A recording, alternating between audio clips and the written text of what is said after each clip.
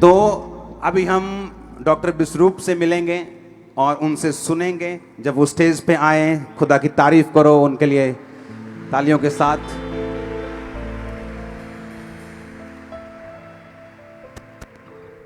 तालियां खत्म हो गई क्या आपकी?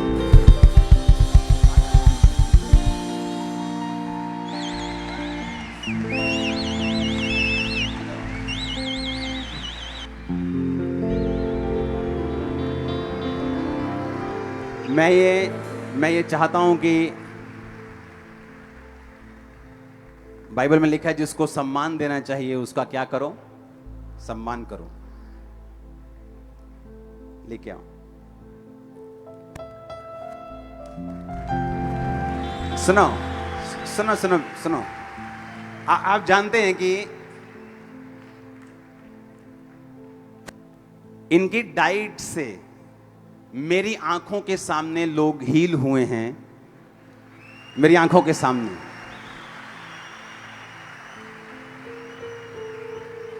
तारीफ करते रहो।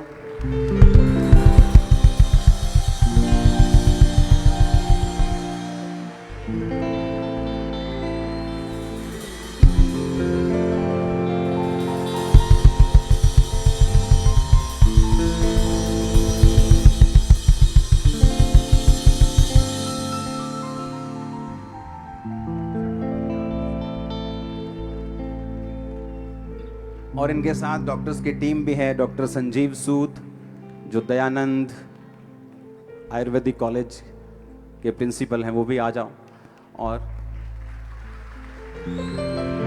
और डॉक्टर गगन और डॉक्टर अनु।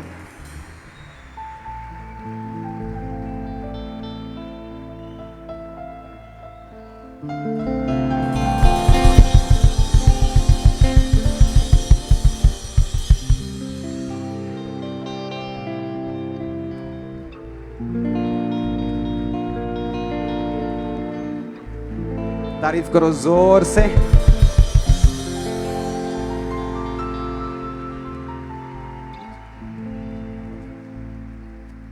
बैठ जाओ बैठ जाओ। हालेलुया।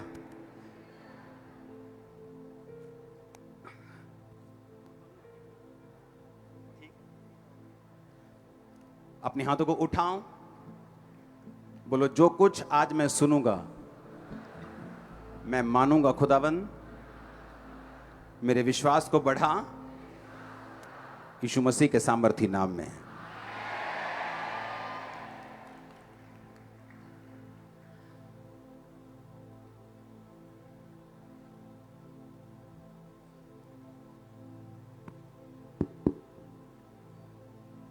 तारीफ करो जोर से। अच्छा मुझे बैठ थोड़ा देखने दो पीछे भी। अच्छा एक टेस्टिमनी मैं आपको देता हूं।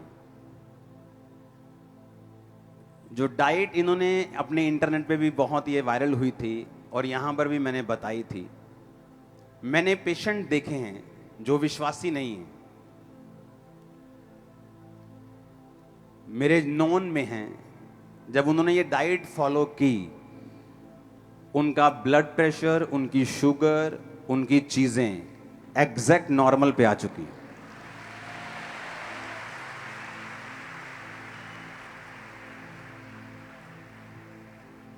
डॉक्टर साहब आप शुरू करो। Thank you. हमारे मित्र एपोस्टल अंकुर नरोला जी,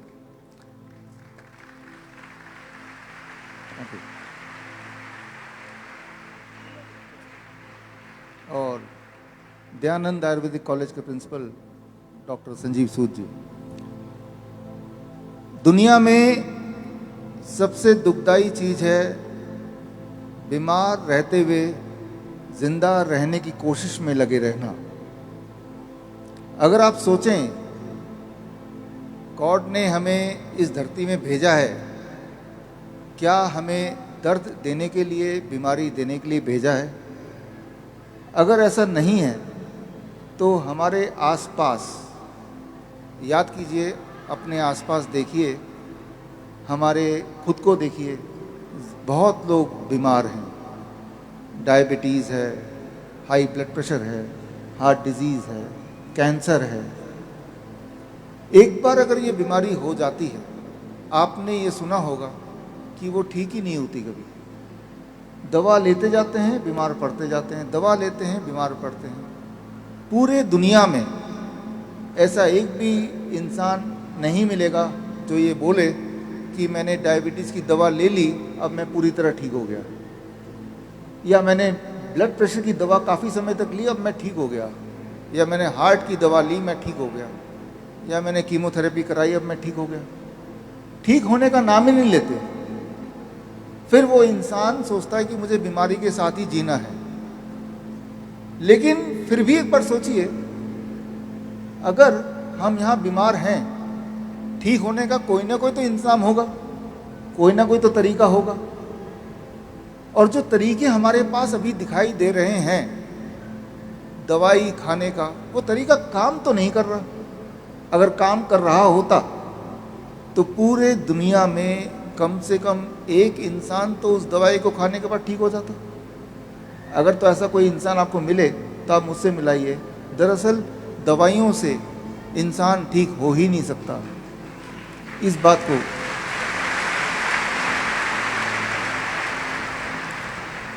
बात को समझना ज़रूरी है और समझना बहुत आसान भी।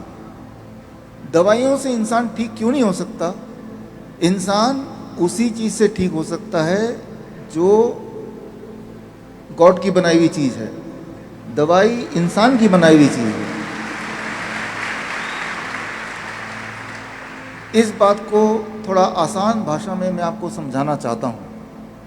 पहली बात तो जो हमारे मित्र अंकुर जी ने बोला, आज से 5 साल पहले मुझे आने का मौका मिला और तब ये सब नहीं था जो अभी छत देख रहे हैं हम।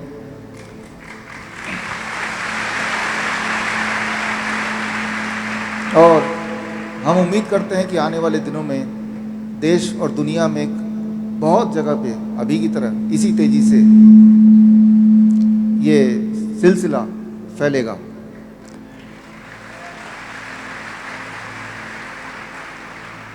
जिस डाइट की जिक्र अंकुर जी ने अभी की, DIP डाइट, जो पिछली बार मैंने बताया था, जो लोग पिछली बार नहीं थे, 5 मिनट में वो डाइट मैं बता देता हूँ और उसके बाद आगे क्या करना है वो बताऊँगा। फॉर एग्जाम्पल, आप अपने आसपास सभी से प्यार करते हैं, जिससे भी प्यार करते हैं उसको एक बार याद कर लीजिए।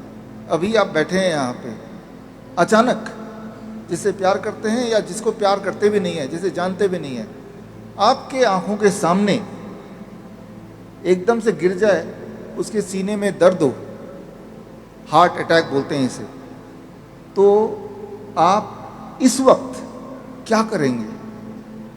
आप बोलेंगे मैं तो भाई डॉक्टर को बुलाऊंगा, वो तो टाइम लगेगा आने में, एम्बुलेंस को बुलाऊंगा, हमें पिछले 4 किलोमीटर आने में तो मुझे 40 मिनट लग गए, एम्बुलेंस कहाँ से आएगा?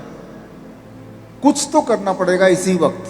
अगले 4 मिनट में अगर कुछ कर दिया तो उसका दर्द गायब हो सकता है, वो ठीक हो सकता है। 2 ही चीज़ है आपके पास जो ज़्यादा इम्पॉर्टेंट है, उस 2 के बिना आप जिंदा नहीं हैं। सांसों का चलना, धड़कन का चलना।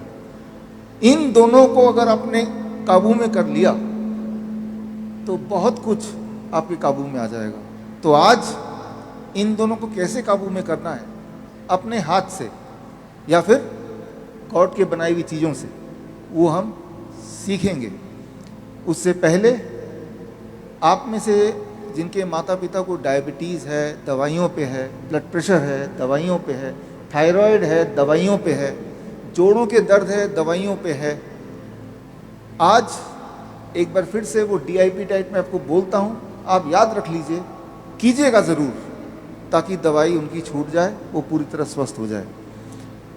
करना क्या होगा? बहुत ही आसान है। 12 बजे तक, सुबह जब भी उठें 12 बजे तक सिर्फ और सिर्फ फल खाना है। 3 से 4 तरह के फल। कौन से फल? जो फल आपको मिल जाए, जो फल सस्ता हो, जो आसानी से आपको मिल जाए, आसानी से आप खा पाएँ, जो आपको पसंद हो। मीठे से मीठा भी चलेगा, आम चलेगा, अंगूर चलेगा, चीकू चलेगा, केला चलेगा, सब कुछ। कितना खाना है, इसी में सारा गुण है। खाते तो सभी हैं, कितना खाना है दैट इज़ वेरी इंपॉर्टेंट। आपके वजन को 10 से गुणा कर दीजिए। मेरा वजन है 70 किलो, 10 से गुणा करूँगा 700। अब इसको ग्राम कर दीजिए, कम से कम 700 ग्राम खाना है। यानी कि कल सुबह या फिर परसों, कल तैयारी कर लीजिए, जो भी आपके घर में डायबिटीज़ की दवा ले रहे हैं, कोलेस्ट्रॉल की दवा ले रहे हैं, बीपी की दवा ले रहे हैं, चुपचाप उनके वजन के मुताबिक, जैसे मैंने बताया, प्लेट आप अपने हाथ से बना के 4 तरह के फल अपने पसंद के डाल दिया कि यही उनका नाश्ता है। उससे भूख नहीं मिट रही तो क्वांटिटी बढ़ सकती है जितनी चाहे, लेकिन 700 ग्राम तो खाना ही है। मेरे लिए 70 केजी, कोई 60 केजी तो कम से कम 600 ग्राम तो खाना ही है। उसके अलावा कुछ नहीं खाना है 12 बजे तक। रोटी, सब्जी, ब्रेड, नूडल, चाय, कुछ नहीं। 12 बजे अब आता है लंच, दोपहर का खाना। पहले प्लेट वन में सलाद खाना है। कितना? आपके वजन इंटू 5। मेरा वजन है 70 केजी इंटू 5, 350 ग्राम। 350 ग्राम से कम खाऊंगा तो वो खाना है, 350 ग्राम या उससे अधिक खाऊंगा तो वो दवा है। खाना दवा बन गया। सलाद, टमाटर, खीरा, मूली,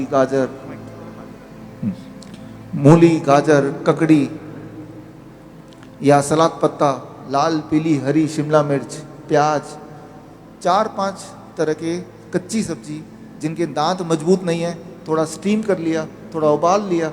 लेकिन फॉर्मूला ये कि कितनी क्वांटिटी। इतना खाने के बाद 350 ग्राम।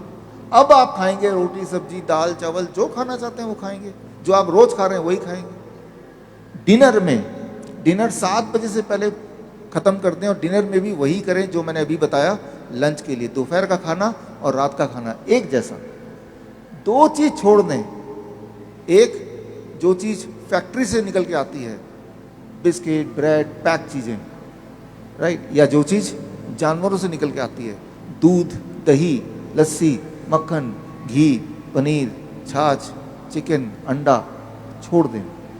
जैसे ही आप ये करेंगे, जो लोग डायबिटीज़ के पेशेंट हैं, तीसरे दिन तक उनका ब्लड शुगर ऐसे नीचे जाने लगेगा, उनकी मजबूरी हो जाएगी गोलियों को, दवाइयों को छोड़ना या कम करना। इंसुलिन है तो इंसुलिन को 40% कम करना पड़ेगा, नहीं तो वो बहुत नीचे चला जाएगा। जो लोग ब्लड प्रेशर की दवाई ले रहे थे काफ़ी सालों से, 1 हफ्ते के अगर करेंगे तो उनका ब्लड प्रेशर की दवाई कम करनी पड़ेगी, नहीं तो ब्लड प्रेशर नीचे चला जाएगा। 3 टेस्टिमनीज हैं इनके डाइट की जिनको मैं जानता हूं पर्सनली। एक आदमी जिसकी शुगर 550 के करीब थी और वो टीके लगाता था, शुगर के, इंसुलिन के टीके लगते थे उसको। तो जब वो टीके लगाता था तो एक टाइम ऐसा आ गया उसकी लाइफ में कि जो टीके थे, टीके भी असर नहीं कर रहे थे। हॉस्पिटलाइज्ड होने के बाद डॉक्टर्स ने कहा कि कौन से आप टीके लेते हो? उसने कहा मैं फलाने टीके लेता हूं। डॉक्टर्स कह रहे थे कि शुगर की मेडिसिन जो है वो आप पे असर नहीं कर रही। और जब उसने ये सुना कि सुबह फ्रूट खाने, उसने कहा मैं तो पहले ही शुगर का पेशेंट हूं, सुबह फ्रूट खाऊंगा तो मैं मर ही जाऊंगा। डोंट वरी, सुनो मेरी बात, इस चर्च में डॉक्टर्स जो हैं वो हमारे मेंबर्स हैं। हम किसी डॉक्टर के खिलाफ नहीं, किसी एमबीबीएस के खिलाफ नहीं, किसी एमडी के खिलाफ नहीं, वो हमारी खुद की चर्च के मेंबर हैं। आपको हम ये नहीं कह रहे कि आप मेडिसिन छोड़ दो, आपको ये कह रहे हैं कि ये डाइट फॉलो करो, अपने डॉक्टर के पास जाना मत छोड़ो, क्योंकि वही आपको बताएगा कि आपको अपनी मेडिसिन थोड़ी करनी पड़ेगी क्योंकि आपकी बॉडी हील होना शुरू हो चुकी, वही खुद आपको बताएगा। आप समझ रहे बात मेरी? अब जब 550 उसकी शुगर हो गई तो उसको जब डीआईपी डाइट को बताया गया कि डीआईपी डाइट लेना है। सुनो मेरी बात, हमारे पास बहुत से ऐसे आसपास व्यक्ति हैं जो क्रिश्चियन नहीं है, जो नॉन क्रिश्चियंस हैं, जिनको प्रेयर का नहीं मालूम। मैंने ऐसी टेस्टिमनी सुनी है जब उन्होंने डीआईपी डाइट फॉलो की, मेरे नॉन में है इनकी डाइट फॉलो की, उस व्यक्ति के जो इंजेक्शंस थे वो खत्म हो गए, इंजेक्शन लेने बंद हो गए, उसकी शुगर 200-250 पे आनी शुरू हो गई। और राइट नाउ इन दिनों में उसकी शुगर 108, 160, 140, 150, 100, 90 ऐसा रहता है। और दूसरा, एक मेरे नॉन बिलीवर फ्रेंड हैं, वो अमेरिका के हैं और बड़े बड़े लोगों के साथ उनका उठना बैठना है, बड़े बड़े सुप्रीम कोर्ट के जज हैं, ऐसे लोगों के साथ उनका उठना बैठना है। जब उन्होंने ये डाइट फॉलो की तो वो नॉन बिलीवर है, वो प्रभु को नहीं मानते। तो उनकी खुद की मुंह की टेस्टिमनी है कि ऐसा कैसे हो सकता है कि मेरा बीपी जो दवाइयों से कम नहीं हो रहा वो इस डाइट से कम हो चुका है। जस्ट मॉर्निंग वो क्या करते थे, सुनो मेरी बात, जिनको बीपी की गोली भी लगी हुई, मॉर्निंग उठ के नारियल पानी पीना, साथ में कच्चा लहसुन, एक कच्चा लहसुन खाना, उसके बाद जितना भार है 80 किलो भार है तो 800 ग्राम फ्रूट खाना, दोपहर को 80 किलो भार है तो 350-400 ग्राम, 400 ग्राम वैसे बनता है लेकिन वो कम ही खाते लोग, 300-400 ग्राम सैलेड खाना। जब खत्म हो जाए, सैलेड फिनिश हो गया तो उसके बाद जो भी चपाती, भार कम करना है तो 1 चपाती, भार बढ़ाना है तो 2 चपाती, वो आप पे डिपेंड करता है कि आपने मैंने कम करना था, मुझे कोई प्रॉब्लम नहीं फिजिकली, लेकिन मुझे वेट कम करना था, मैंने DIP डाइट से 20 किलो वेट कम किया है, बिना किसी प्रॉब्लम, बिना किसी मेडिसिन इमरजेंसी, जस्ट वेट कम किया, पहले से कहीं अधिक हेल्थी, कहीं अधिक स्ट्रांग, कहीं अधिक एनर्जेटिक। कैसे? सिर्फ दोपहर को सैलेड लेना है, साथ में नहीं खाना रोटी के, रोटी से पहले खाना है। अब प्रॉब्लम कहाँ आती है, लोग क्या सोचते हैं, जैसे यहाँ के बहुत सारे लोग जो हमारे हैं पूरे इंडिया में, उनकी सोच ये है कि साढ़े तो रोटी नहीं पूरी होंगी, दाल ही नहीं बना होंगी, रोटी नहीं बना होंगी, तो असी सलाद ते फ्रूट कित्थों खा लांगे। उनका क्या हल है कि वो मैं तो ऐसा सोचता हूं कि बाद दे विच पित्ता कढ़ाना 15-20 हज़ार ला के, हाँ, या पत्थरी का ऑपरेशन कराना, जे आप डाइट ही इन्ने दी खा लीए 6 महीने तो ऑपरेशन की लोड़ ही ना पवे आपां नूं। सही बात। ये ज्यादा वधिया कि पित्ता कढ़ाना ज्यादा वधिया? अच्छा, जिन सिस्टर्स को यूट्रस की प्रॉब्लम है, जिनको सिस्ट हैं, अब यहां पे परमेश्वर सिस्ट को प्रार्थना से बाहर निकालता है, लेकिन मैंने फिर कहा डाइट इंपॉर्टेंट है। यीशु मसीह ने कहा, बाइबल में बहुत सारे इसके जिक्र हैं, जैसे लेवी व्यवस्था 11 उसकी 1 से 31 है, बाइबल में जिक्र है कौन सा फल कौन सा मीट खा सकते, कौन सा चीज नहीं खा सकते। जिनको सिस्ट है, ये डाइट से सिस्ट भी गायब हो जाती है। डाइट से जब करेंगे धीरे धीरे सिस्ट कम होगा, डिजॉल्व होगा करते करते। और पत्थरियां भी, स्टोन है, सिस्ट है, वो गायब, वो कम होती खत्म हो जाएगा।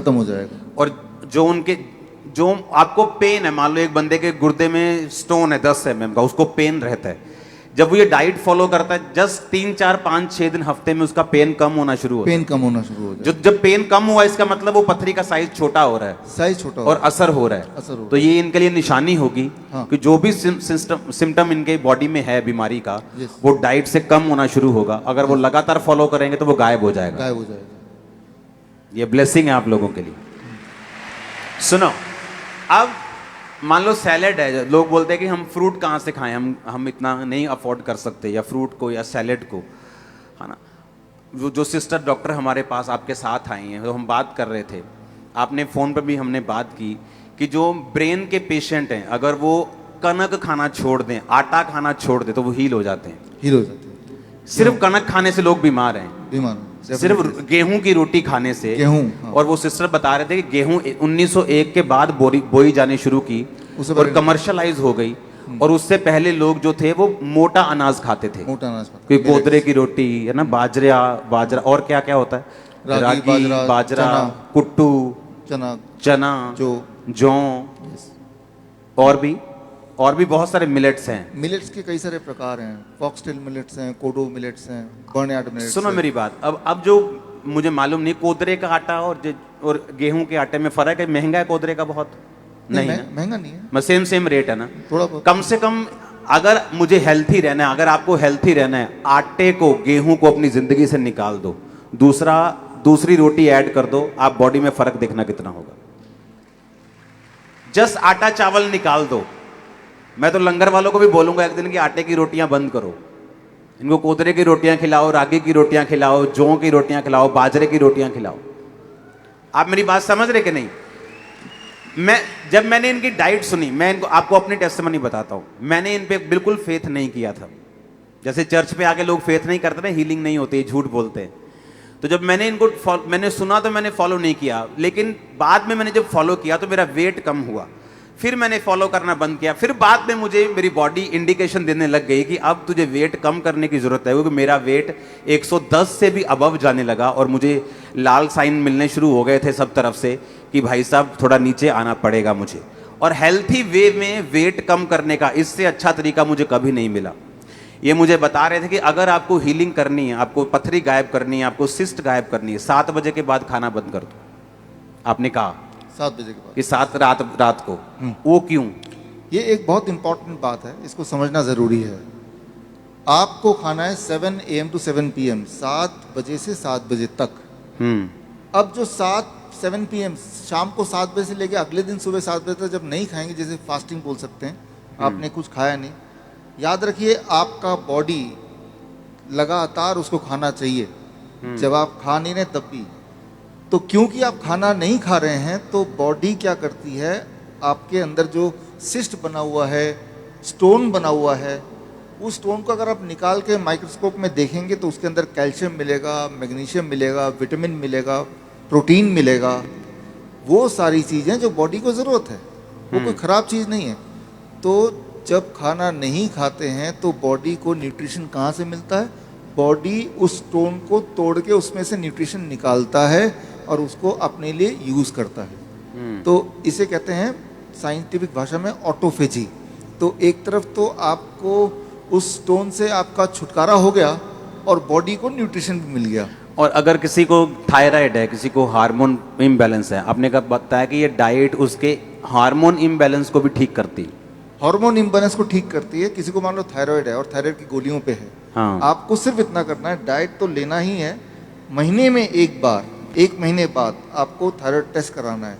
और जैसे जैसे थायराइड नॉर्मलाइज होता जाएगा वैसे वैसे डॉक्टर की सलाह के साथ दवाइयों को धीरे धीरे हटाना भी ज़रूरी है, राइट? नहीं तो क्या है, वो तो खुद ही आपका डॉक्टर हटाएगा, हम डॉक्टर्स के खिलाफ नहीं। जब आपका थायराइड कम होना शुरू होगा, वो डॉक्टर बताएगा भाई साहब थायराइड नीचे जा रहा है, मेडिसिन कम कर दो, फिनिश कर दो, और एक दिन आप कंप्लीट हील होंगे।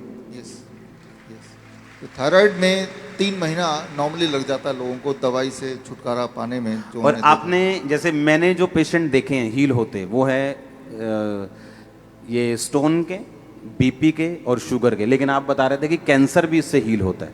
हाँ, अभी जो मैंने आपको बताया जस्ट नाउ, कैंसर के पेशेंट को हम 10 घंटे के अंदर खाने बोलते हैं। मान लो आपके आसपास कोई कैंसर का पेशेंट है, तो या मेरे पास अगर कोई आता है, 9 बजे सुबह से लेके शाम के 7 बजे तक ही आप खाओ, तो 14 घंटा वो नहीं खा रहा खाना। 14 घंटे नहीं खाना, नहीं खाना, जस्ट 9 बजे सुबह खाना शुरू करना। और खाना यही है, खाना यही है।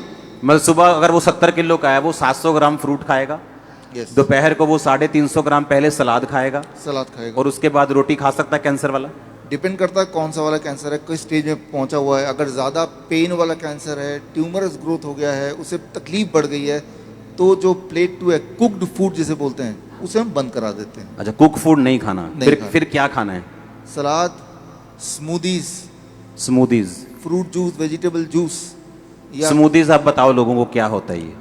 स्मूदी बड़ा आसान है, आप कोई भी 3-4 कच्ची सब्जी ले लो, मिक्सी आपके पास होता ही है, टमाटर ले लिया, खीरा ले लिया, उसका जूस नहीं, स्मूदी बनाना है। स्मूदी, उसको आप मिक्सी में डाला, ऊपर से थोड़ा पानी मिलाया, वो जब मिक्सी चलेगा तेजी से तो वही चीज लिक्विड में आ जाएगा, ठीक है ना, यानी कि वही लिक्विड फॉर्म में आ गया। और उसको छानना नहीं है, छानना नहीं है, और उसको पीना है। 1 गिलास पीने में 15 मिनट लगाना है। जल्दी जल्दी पिएंगे तो वो फूड है, धीरे धीरे उसको कंज्यूम करेंगे तो वो मेडिसिन है। दोनों अलग अलग इफेक्ट है। तो इसे हम स्मूदी बोलते हैं, fruit smoothie, vegetable smoothie, vegetable soup खा सकते हैं, या नट शेक, बादाम का दूध जिसे बोलते हैं।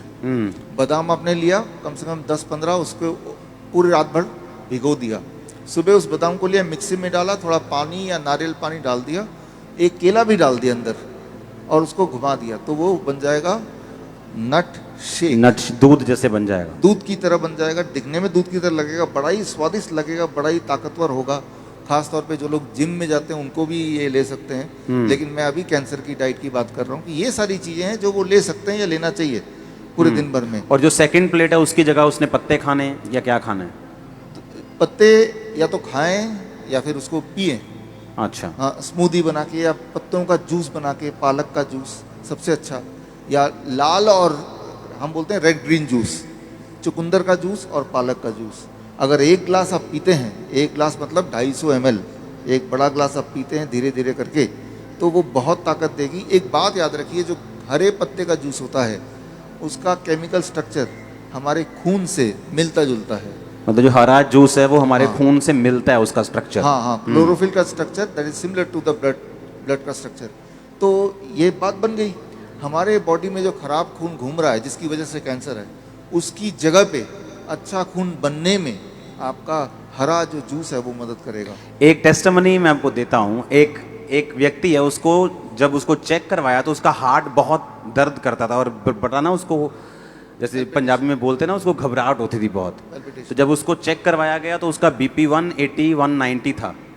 तो उसको जब डाइट पे दिया गया, डाइट पे लगाया गया, आप इमेजिन नहीं करोगे, विदाउट मेडिसिन मॉर्निंग वो नारियल पानी के साथ कच्चा लहसुन, उसके साथ फ्रूट, उसके बाद सैलेड, उसके बाद रोटी, सेम व्यक्ति बीपी 120 80 पे आ चुका है। एवरी डे चेक करते उसको। फर्स्ट क्लास, ऐसे ही होता है। Yes yes. और पहले में मुझे बिलीव नहीं था, मैं सोचता था कि यही तो हम खाते हैं शुरू से, वही खा रहे हैं, तो बीमार है कोई तो वो वही तो खा ही रहे हैं।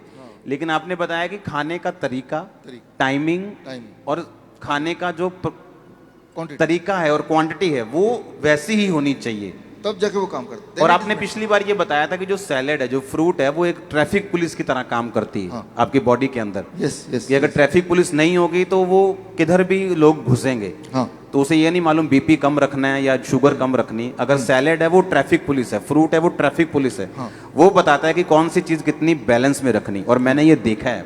हाँ। मैंने देखा है, पेशेंट ने शुरू किया, वो कुछ लोग यीशु मसीह को मानते भी नहीं, लेकिन उन्होंने मुझे लिख के भेजा कि दिस इज अनबिलीवेबल, कि मुझे बिलीव नहीं हो रहा, मैं 70 साल का हूं, मैं 80 साल का हूं, कि जस्ट यही फूड अलग तरीके से खा के मेरा बीपी एब्सोल्युटली नॉर्मल हो चुका है। अनबिलीवेबल बोलते हैं नीचे यस को, यस।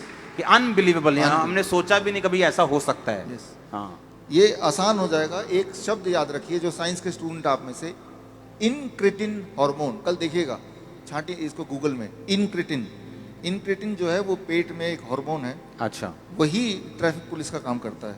ट्रैफिक पुलिस का। हाँ, लेकिन वो जो सिग्नल देता है, उस सिग्नल को पहचानने की क्षमता फल और कच्ची सब्जी में ही है, अच्छा। कुक्ड फूड में नहीं है। अच्छा, उस कुक फूड ये पहचान नहीं सकता कि मुझे जाना किधर है। नहीं इसीलिए लोग फिर बीपी शुगर बढ़ जाते हैं। हाँ, ऑलरेडी ब्लड में शुगर है और आपने कुक्ड फूड खा लिया। लोग खाते कुक फूड, और आटा तो यहाँ खाते ही खाते हैं, खाते आटा हैं। चावल। तो वो सिग्नल नहीं पहचानेगा। सिग्नल बोल रहा रुको भाई, ब्लड में मत जाओ, ब्लड ऑलरेडी शुगर बढ़ा हुआ है। लेकिन वो समझ नहीं पा रहा, आपका जो रोटी चावल है सीधा वो ब्लड में जाएगा और ब्लड का शुगर और बढ़ा देगा। लेकिन अगर आम खाएंगे तो आम के अंदर इनक्रिटिन का सिग्नल समझने की क्षमता है।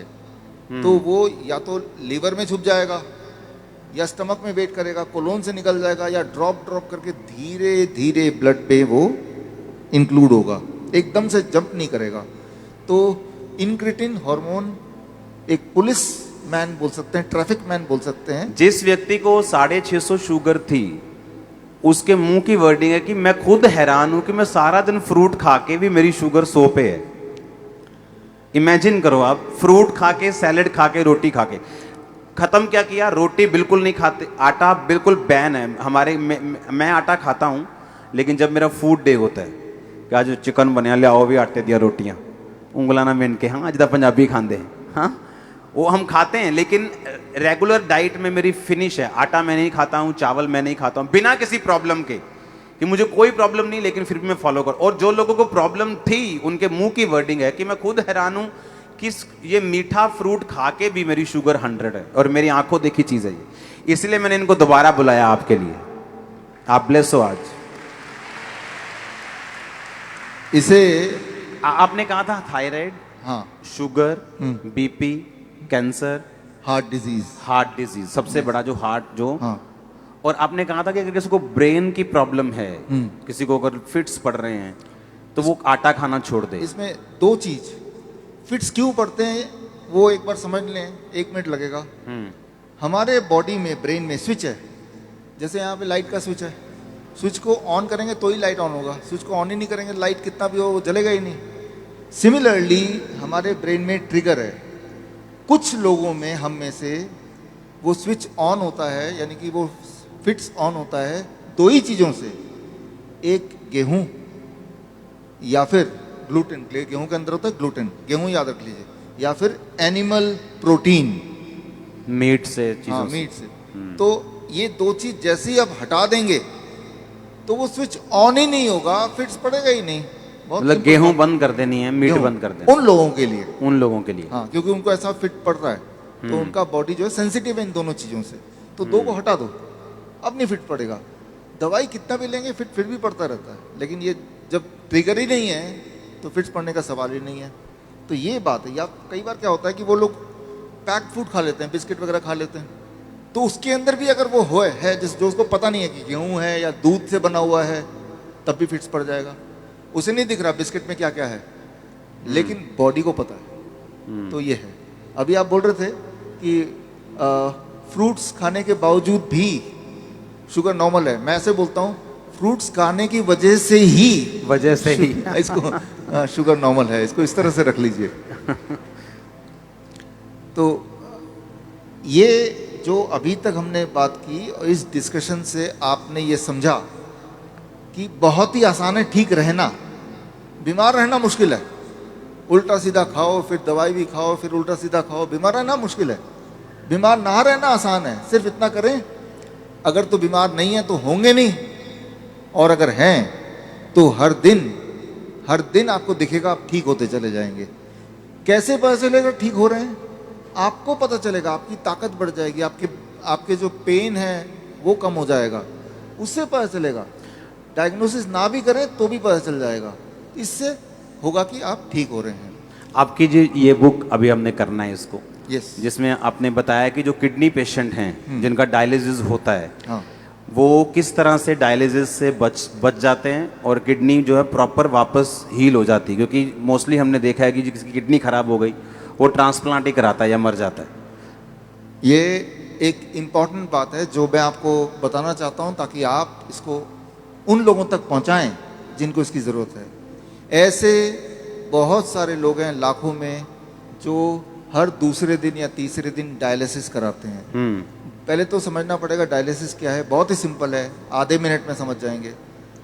आप जो भी कुछ खाते हैं पीते हैं, उसमें कुछ चीज़ें बॉडी उपयोग में लाता है, एनर्जी में कन्वर्ट करता है, कुछ चीज़ें बॉडी यूज़ नहीं कर पाता है, तो आप यूरिन, पेशाब के रास्ते उनको बाहर फेंक देते हैं। तो वो पेशाब कैसे बनता है? वो किडनी का काम होता है। उसके अंदर वो सारी चीज़ें हैं पेशाब में जो बॉडी को नहीं चाहिए, तो बॉडी ने उसको बाहर भेज दिया। क्रेटनाइन है, यूरिया है, यूरिक एसिड है, ऐसे बहुत सारी चीज़ें, छोटे मोटे प्रोटीन हैं अलग अलग तरह के, जो बॉडी को नहीं चाहिए। तो बॉडी ने पेशाब किया। आप बोलेंगे अरे मुझे पेशाब आ रहा है, तो वो किडनी ने बाहर भेजने का तैयारी कर ली है, और आप गए और आपने अपने आप को हल्का किया, ठीक हो गया। ये तो हुआ नॉर्मल। आपका बॉडी खुद ही आपका डायलिसिस कर रहा है। डायलिसिस ये है, हमारा बॉडी हमारे अंदर की जो चीज़ जो हमें नहीं चाहिए वो बाहर फेंकने का रास्ता बनाया, इसे कहते हैं डायलिसिस। यानी कि हमारे सबकी बॉडी करती है इसको। अगर वो करना बंद कर दे, किडनी अपना काम करना बंद कर दे, अब जब मैं पानी पी रहा हूँ और बॉडी को उनमें से कई सारी चीज़ नहीं चाहिए, लेकिन बाहर का रास्ता बंद है, तो बॉडी क्या करेगा? गुब्बारे की तरह, बैलून की तरह उस पानी को, उस फ्लूइड को बॉडी में ही इकट्ठा होता रहेगा। ऐसे लोगों के पैर आप देखेंगे हाथी की तरह हो जाते हैं, सूज जाते पैर, हाथ सूज जाते हैं, पैर हाथ सूज जाते हैं, गले मुंह सूज जाता है। तो क्या है? उनका जो यूरिन आउटपुट है, पेशाब, या तो कम हो गया है या खत्म हो गया है। अगर आपसे बोलें कि एक दिन बिना पेशाब किए रहना है, इम्पॉसिबल। कितना दर्दनाक हो सकता है। और ऐसे लोग फिर मशीन की मदद लेते हैं। वो मशीन वो खींचता है खून में से वो ऐसे पानी जो खराब है और निकाल के बाहर करता है। इसका मतलब हर दूसरे दिन उसको ऐसा करना पड़ता है, और दूसरे दिन तक बॉडी में पानी जमा रहता है। और जबकि बॉडी में पानी जमा रहेगा तो उसका हार्ट के ऊपर भी बोझ है, लंग्स के ऊपर भी बोझ है।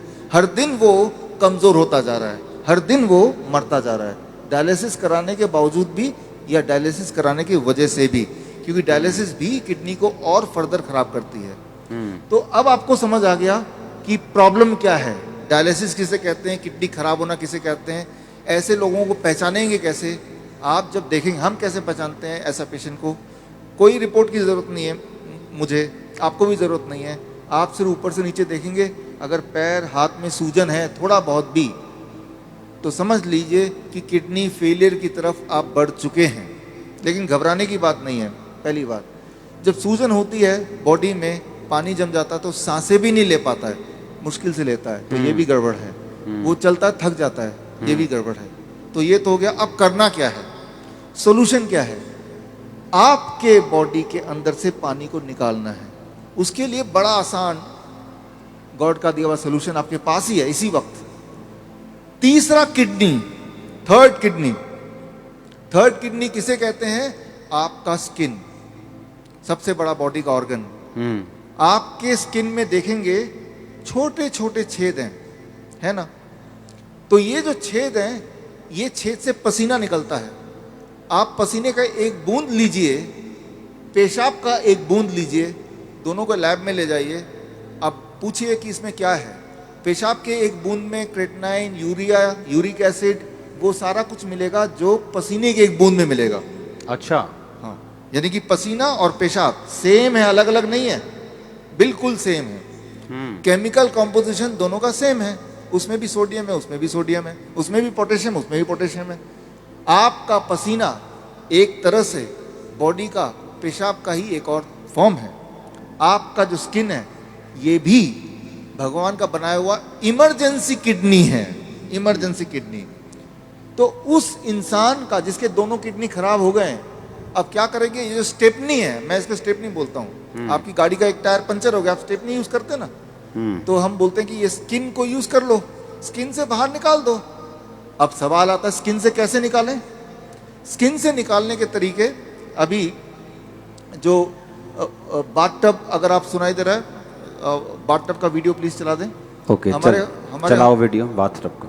हमारे हॉस्पिटल में, हिम्स हॉस्पिटल है, डेरा बसी में है, अभी जलंधर में भी खुल गया है। आप देखिए यहाँ पे वीडियो।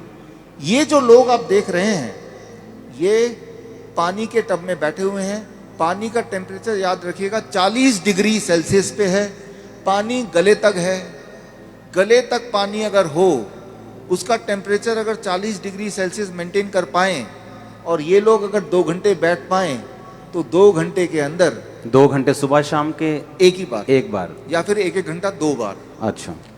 ऐसा करने से, ये सारे किडनी पेशेंट हैं, ये वो पेशेंट हैं जो हर दूसरे तीसरे दिन डायलिसिस कराने जाते थे, लेकिन अब वो जाते नहीं हैं। क्यों? क्योंकि वो अब ऐसा करते हैं, इससे उनकी तीसरी किडनी से वो सारा जो मल है, जो पेशाब के रास्ते नहीं निकल पा रहा था, वो निकल जाता है। पहली बात। दूसरी बात, और ऐसे टप में, कोई भी टप में बैठ जाना है, कोई भी टब में, कोई भी टप हो, और उसमें जो पानी है उसे 40 डिग्री पे ही रखना है। 40 डिग्री पे रखना है। और नापना कैसे? थर्मामीटर से। थर्मोमीटर आप 150-200 रुपए का मिल जाएगा। पानी नापने वाला, जो पानी नापने स्पेशल वाला थर्मामीटर, स्पेशल थर्मोमीटर 150-200 में मिल जाएगा। हाँ, कहीं से उसको चेक करते रहना कि वो 40 डिग्री पे मेंटेन रहे। मेंटेन रहे। अगर कम हो गया, गर्म पानी डाल लेना है, गर्म पानी डाल देना, 2 घंटे बैठना है। 2 घंटे बैठना है। ये टेम्परेरी सोल्यूशन है कि किडनी हील भी होगी? इसमें मैं आता हूँ। हाँ, ये किडनी हील होगी, लेकिन कैसे? 2 चीज होगा उसके साथ। आप अगर ये करेंगे तो एक्सपेरिमेंट करने के लिए उस इंसान का पहले आप बोलिए कि वजन करे, क्योंकि वजन में वो अंदर पानी है। 2 घंटे बाद दोबारा वजन करेंगे तो आधा किलो, 1 किलो, 1.5 किलो वजन कम मिलेगा। मतलब बाहर आ गया, वो बाहर आ गया। पहली बात। आप एक और काम करें, उनके पैरों के सूजन के फोटो खींच लें। 2 घंटे बाद दोबारा देखें, अरे सूजन कहाँ गया? अरे बाहर चला गया, उसको बॉडी ने बाहर भेज दिया। एक और काम करें, किडनी पेशेंट की एक दिक्कत होती है, उनका बीपी बहुत हाई रहता है। क्यों? गुब्बारे को जैसे फुलाएंगे तो प्रेशर बढ़ गया ना, तो बॉडी भी तो गुब्बारे की तरह फूल रही है, पानी अंदर डल डल के, तो प्रेशर बढ़ता जा रहा है। तो चाहे कितनी भी दवा खा लें किडनी का पेशेंट, प्रेशर उनका बहुत ज्यादा होता है, ब्लड प्रेशर। अच्छा। लेकिन तो अब पहले प्रेशर नाप लें, ज्यादा ही मिलेगा, 200/100। अब पानी में बिठाएं, और अब पानी में बिठाने के बाद 2 घंटे बाद दोबारा प्रेशर नापें, तो प्रेशर कम हो जाएगा, कम से कम 40 यूनिट कम हो जाता है, किसी का 20 यूनिट कम हो जाता है, लेकिन कम जरूर होता है, हर एक का कम होता है। तो जो जो मेन सिम्टम होते हैं किडनी पेशेंट के, वो सारे सिम्टम एक क्लासिक सिम्टम होता मोस्टली बोलते हैं कि किडनी आपकी श्रिंक हो गई है जी, हाँ। किडनी सुंगड़ गई है, सिकुड़ गई है, वो काम नहीं कर रही। है। हाँ, वो फिर से बढ़ेगी कि नहीं बढ़ेगी, ऐसे ही रखना पड़ेगा पेशेंट को? ये बड़ा इंटरेस्टिंग है। ये सवाल बहुत सारे पेशेंट ठीक होने के बाद भी पूछते हैं। ठीक होना कैसे पता चल गया कि अब उनको ये करने की ज़रूरत नहीं है, 3 महीना लगातार करने के बाद अब करने की ज़रूरत ही नहीं है, अब पेशाब भी नॉर्मल हो रहा है, सूजन भी नहीं आ रही है, ब्लड प्रेशर भी नॉर्मल है, नहीं ठीक हो गया। लेकिन वो क्रिटेनाइन और यूरिया, क्रिटेनाइन भी नॉर्मल आ गया, यूरिया भी नॉर्मल आ गया, यूरिक एसिड भी नॉर्मल है, सारा कुछ नॉर्मल हो गया, हाँ, ब्रीदिंग भी नॉर्मल है। साइज किडनी का। अब आता है साइज। तो साइज के लिए वो बोलता है तो डीटीपीए स्कैन करने बोलते हैं, हालांकि हम रिकमेंड नहीं करते, लेकिन स्कैन कराते हैं। तो पहले वाला साइज उसके पास था, पहले भी स्कैन कराया था, 3 महीने बाद दोबारा स्कैन कराते हैं, तो स्कैन में वो साइज बढ़ी हुई दिखाई देती है, मतलब वो किडनी जो है वो बढ़ चुकी है, बढ़ चुकी है, फिर से साइज उसका अच्छा हो रहा है, अच्छा हो गया। और ये स्कैनिंग बताती है। हाँ, और वो जो स्कैनिंग बताती है, वो स्कैन पहले और बाद के वो किताब में है, और ये किताब मैं चाहता हूँ कि आपके हाथों से इसका लॉन्च हो जाए। हाँ ठीक है। हाँ, और ये जो किताब को बनाने में, ऑब्जर्वेशन स्टडी में जिन्होंने मुख्य भूमिका निभाई है, हमारे डॉक्टर संजीव सूद जी हैं। आप भी एक बार आ जाएं, डॉक्टर गगन है, ये भी आ जाएं। दयानंद आयुर्वेदिक कॉलेज में इन्होंने हमारे साथ मिलके हमें मदद करते हुए इस चीज़ को दुनिया तक पहुंचाने के लिए काम किया। प्लीज़ आ जाएं डॉक्टर अनु, प्लीज़ कम। किताबें और भी हैं, 2 ले आते हैं। बैठे रहो, बैठे रहो, बैठे रहो।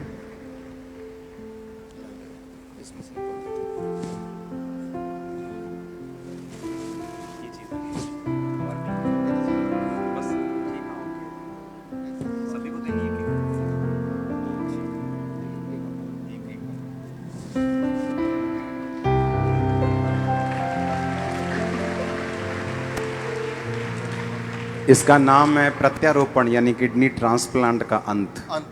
ठीक। किडनी, आपकी खुद की किडनी ही काम करेगी, किसी और की किडनी की कोई आवश्यकता नहीं है। भगवान का दिया हुआ किडनी, उसी को स्टार्ट करना है, उसी को काम करना है। तारीफ करो सब। Thank you, thank you, thank you. तो अच्छा, हमने कितने ऐसे लोग आपके लोग मोहल्ले में ऐसे आपने देखे होंगे जो किडनी ट्रांसप्लांट नहीं करा सकते, डायलिसिस नहीं करा सकते, मर जाते हैं। देखे कि नहीं देखे? चर्च में हील होते हमने देखे हैं, लेकिन जो बहुत से लोग हैं जो यीशु मसीह को नहीं जानते, हमने हॉस्पिटल्स में देखा है। मेरे फ्रेंड्स हैं जो हॉस्पिटल्स चलाते हैं चैरिटेबल, वो बताते हैं कि किडनी पेशेंट किस तरह से आते हैं और उनके पास मशीन्स नहीं है, उनके पास स्ट्रक्चर नहीं है, और लोग ऐसे ही मर रहे हैं। और देखो, जब डाइट का जिक्र होता है तो यकीन नहीं होता कि डाइट से कैसे कोई हील हो सकता है, और ये भी यकीन नहीं हो रहा कि बाथटब में बैठ के या ऐसे ऐसे करके कैसे कोई हील हो सकता। और उसको खाना क्या है किडनी पेशेंट को? सेम DIP डाइट प्लस ये जो मैंने बताया, ये 2 घंटे बैठना है, 2 घंटे बैठना है। कई बार लोग 2 घंटे नहीं बैठ पाते, तो 1 घंटा करके 2 बार बैठ लिया। कई बार 1 घंटा भी नहीं बैठ पाते, चलो 40 मिनट करके 3 बार बैठ गए। 2 घंटे का आपको रूटीन पूरे दिन भर में 2 घंटे बैठते ना, तो यहाँ से जितने पोर्स हैं तब जाके पूरा निकलता है। ये एक रूटीन बनता है। और 3 महीने बाद फिर उसकी किडनी अपने आप काम भी करना शुरू करती है। अपने आप काम करना शुरू करती है, तो फिर ये बंद कर देना है। डाइट चलेगा जिंदगी भर, डाइट चलेगी, हाँ, इसको बंद कर देना है। ये बंद हो जाएगा, ये बंद हो जाएगा, और पेशेंट नॉर्मल रहेगा। पेशेंट, अब वो पेशेंट ही नहीं है, अब वो पेशेंट नहीं, अब पेशेंट नहीं है, वो आप और हम जैसे हैं, नॉर्मल हो गया वो, हमारे जैसे। हाँ। अभी हमारे आपके शहर में, जालंधर में, GT रोड में, देश का सबसे पुराना जो दयानंद आयुर्वेदिक कॉलेज, सबसे पुराना कॉलेज है, 125 साल हो जाएंगे अगले साल। तो यहाँ पे भी इसी मेथड से किडनी का इलाज शुरू हो चुका है। मेरा बिलीव ये है कि परमेश्वर आपको यूज करेगा पूरे इंडिया में लोगों को हील करने के लिए इस मेथड से। हर एक व्यक्ति का गिफ्ट अलग अलग है, और मुझे ये बिलीव है कि, क्योंकि मैंने 2-3 टेस्टिमनीज अपनी आंखों से देखी हैं, नॉन बिलीवर्स कुछ मालूम नहीं, जस्ट डाइट फॉलो की, जस्ट हील। मतलब मैंने देखा है उनको लेवल पे आते, ठीक होते। बाकी अगर कंप्लीट हीलिंग की बात करें वो तो हमें मालूम है कि यीशु मसीह कर सकते हैं, लेकिन डाइट इंपॉर्टेंट है। आपको ये बड़े ध्यान से सुनना है, समझना है। आमीन। एक काम तो देखो ये कर ही सकते लोग, मान लो किसी को, जैसे मैंने भी पहली बार सुन के आपको फॉलो नहीं किया, एक काम तो ये कर ही सकते हैं ना, जो सैलेड खाने के साथ आप खाते हो उसे खाने से पहले खाना शुरू कर दो। जो रोटी आप आटे की खाते हो, आटा बंद करके कोदरा, रागी, ज्वार, बाजरा ये शुरू कर दो। इतना तो कर सकते हो कि नहीं कर सकते? इतना करके ही आप देखना आपको फर्क पड़ना शुरू हो जाएगा। और कम से कम 12 बजे तक फल, हाँ, और फ्रूट जो 12 बजे तक खाने। हाँ, इतना अगर कर दें, आप बोले एक हफ्ता करके देखेंगे, जस्ट 1 वीक। हाँ, अगर तो कुछ फर्क पड़ा तो करेंगे, नहीं तो छोड़ देंगे, कोई नुकसान तो और है आप नहीं। मुझे बता रहे थे कि जो बहनें जो जिनकी ट्यूब्स ब्लॉक हैं, जिनके यूट्रस ब्लॉक्ड हैं, इस डाइट से वो भी ओपन होते हैं। हाँ, उसमें कैसे, टेक्निकली कैसे? देखिए, आपका मान लो ब्लड वेसल्स हैं इस तरह से है, और कुछ जो भी आप खाते हैं, जो भी हमारा लाइफस्टाइल है, उससे कैल्शियम, कोलेस्ट्रॉल वहाँ डिपॉजिट होता रहता है, इकट्ठा होता रहता है। जो चीज़ बॉडी ना तो बाहर फेंक सकती है, जैसे किडनी के पेशेंट का होता है, ना बॉडी उसको इस्तेमाल कर सकती, तो बॉडी उसको जमा करती रहती है। जब जमा करती जाएगी किसी भी ट्यूब की तरह, वो एक टाइम आएगा जब उसमें से वो पूरी तरह ब्लॉक हो जाएगी। हाँ, तो जिस तरह से ये ब्लॉक होता है, ठीक उसी तरह से ये जो डाइट है, ये डाइट क्या करता है, सबसे पहले आपके बॉडी का, याद रखिएगा साइंस के स्टूडेंट, नाइट्रिक ऑक्साइड की क्वांटिटी बढ़ा देता है। जब भी नाइट्रिक ऑक्साइड कहाँ बनता है? नाइट्रिक ऑक्साइड ब्लड वेसल के अंदर वाला जो लेयर है वहाँ नाइट्रिक ऑक्साइड बनता है पूरे बॉडी में। अच्छा। नाइट्रिक ऑक्साइड जैसे ही बनता है तो वो एसिड की तरह कैल्शियम को क्लीन करने का, झाड़ू लगाने का काम करता है। और धीरे धीरे वो जो कैल्सिफिकेशन बोल सकते हैं, डिपॉजिट बोल सकते हैं, वो क्लीन होने लगता है। सिर्फ किसी एक बॉडी के पार्ट के नहीं, पूरे बॉडी के जहाँ जहाँ भी है, जिससे धीरे धीरे नाइट्रिक ऑक्साइड, याद रखिए, नाइट्रिक ऑक्साइड जब भी बॉडी में बढ़ेगा तो ब्लड वेसल्स खुलेंगे। अच्छा, अगर नाइट्रिक ऑक्साइड को एकदम से बढ़ाना है, झटके से बढ़ाना है, मान लो अभी आप बैठे हैं, इमीडिएटली बढ़ाना है, तो क्या करना पड़ेगा? इमीडिएटली बढ़ाने की जरूरत कब पड़ेगी और करना क्या है? मान लो 1 मिनट में बढ़ाना है तो क्या करना पड़ेगा? साइंस का स्टूडेंट नाइट्रिक ऑक्साइड आप जरूर देखें, what it means to the body, बाकी लोग ना भी देखें तो चल जाएगा।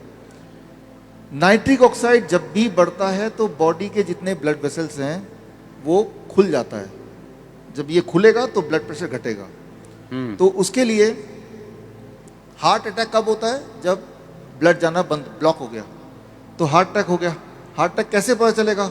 आपको दर्द होगा, लेफ्ट साइड में दर्द होगा, पसीने होंगे, पसीने छूटेंगे, दर्द से वो गिरने लगेगा, ठीक है ना? तो ये सारी चीज़ें उसके सिम्टम होंगी, तो लगेगा शायद हार्ट अटैक है। शायद वर्ड है, एग्जैक्ट कोई नहीं बता सकता दुनिया में, लेकिन ये सारे सिम्टम्स हैं।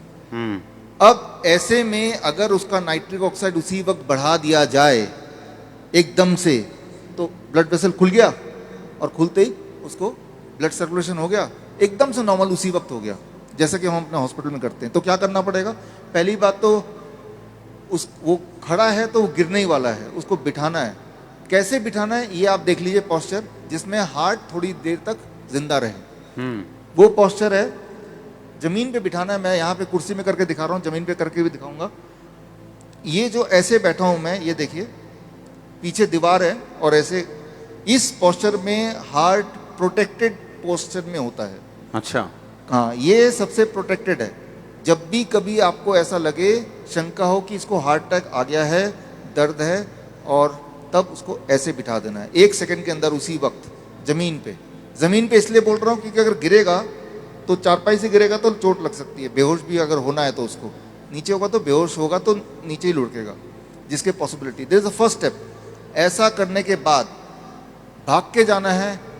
गॉड का बना हुआ सबसे अच्छा दवाई हम अपने हॉस्पिटल में रखते हैं हर कोने में, अदरक। इतना बड़ा अदरक का टुकड़ा लिया, अच्छा, और उसको बोला कि मुंह में चबाते रहो। ऐसे बैठा है, चबाओ जब तक कि आंसू ना आ जाए। जैसे जैसे आंसू आते जाएंगे वैसे वैसे दर्द कम होता जाएगा। अच्छा, हाँ,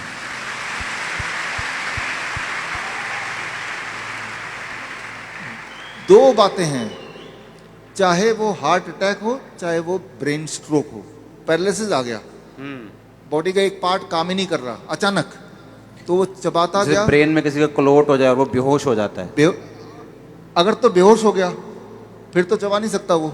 अगर नहीं हुआ तो उसको चबाए, नहीं, हाँ, एक तो बेहोश नहीं हुआ तब तो चबाएगा वो। बेहोश हो गया तो उसको होश में लाना है। कैसे लाना है होश में?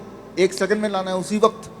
हम्म हर सेकंड उसकी ब्रेन डैमेज हो रहा है, उसी वक्त लाना है। उसका एक तरीका का, ये जो हरी मिर्च है या लाल मिर्च है, उसको कूट के जीभ के नीचे जैसे ही आपने रखते ही वो एक ट्रिगर करेगा और एटलीस्ट वो होश में आने लायक हो जाएगा।